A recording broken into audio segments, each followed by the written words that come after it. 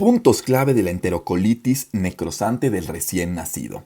Estos van a ser los puntos que vamos a ver y vamos a iniciar definiéndola. Va a ser un proceso inflamatorio del intestino, un proceso inflamatorio intestinal. Va a ser agudo y se va a producir en neonatos característicamente con bajo peso al nacer. Entonces, bajo peso al nacer es la primera palabra clave. Después nos dice que va a causar isquemia y necrosis coagulativa, que va a ser la siguiente palabra clave. Entonces, isquemia y necrosis coagulativa en la mucosa gastrointestinal, pudiendo conducir a una peritonitis o perforación. Entonces, la definición ya nos dice una parte de factores de riesgo, nos dice también fisiopatología y un poquito también de clínica. Entonces vamos a terminar de desglosar esto. La localización más frecuente va a ser en el ileo distal y en el colon proximal. Y que esta va a coincidir justamente con la localización del ciego. Entonces aquí vamos a dibujar el ciego con su apéndice. Este es un ciego y pues justamente como sabemos aquí es donde se va a juntar el ileón distal con el colon proximal en el ciego, ¿no? Lo que está alrededor del ciego va a ser la localización número 1. Los factores de riesgo asociados a esta van a ser, como bien lo vimos en la definición, bajo peso al nacer, pero también hipoxia, ventilación asistida o prematurez. Y como factores protectores tenemos la alimentación temprana del bebé. Entonces, la alimentación temprana y concretamente la lactancia o la lactancia inmediata, van a ser factores que protejan. Además, también drenar el cordón a los menores de 32 semanas de gestación nos va a ayudar.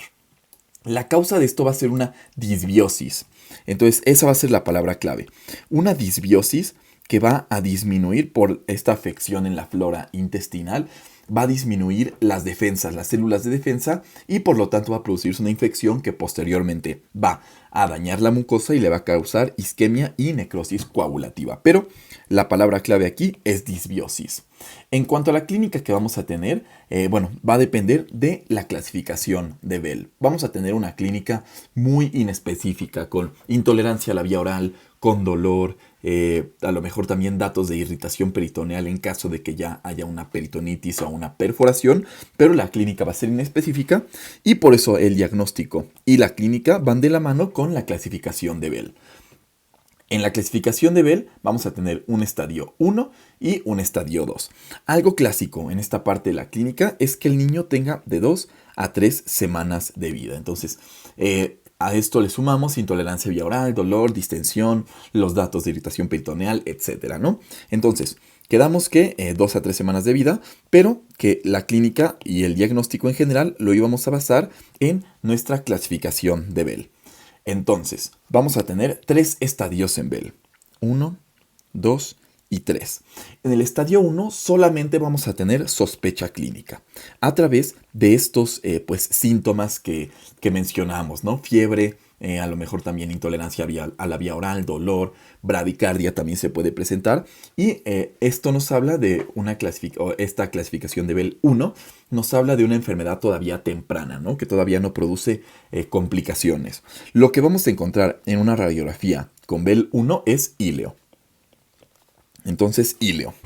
En Bell 2 ya vamos a tener una enterocolitis necrosante definida con radiografía. Entonces, definida con radiografía. ¿Y qué vamos a encontrar en esta radiografía? Con la que confirmamos lo clásico de la enterocolitis necrosante, que es neumatosis intestinal. Entonces, neumatosis intestinal va a ser lo que nos confirme, o una radiografía con neumatosis intestinal nos va a confirmar el diagnóstico de enterocolitis necrosante. Y por último, una Bell 3 ya nos habla de una enfermedad avanzada. En esta vamos a ya tener una radiografía con neumoperitoneo, en caso obviamente de que ya se encuentre perforada. Y para esto tenemos una clasificación de Bell 3A y una 3B. En la 3A vamos a tener únicamente peritonitis y en la 3B ya vamos a tener una enterocolitis perforada.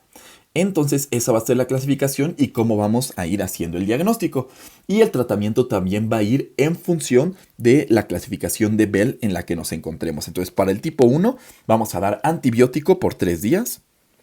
Para la tipo 2 vamos a dar antibiótico por 7 a 14 días. Entonces aquí 3 días, 7 a 14 días. Y para la tipo 3 ya es con manejo quirúrgico y antibiótico. En los 3 casos, el antibiótico va a ser con clindamicina.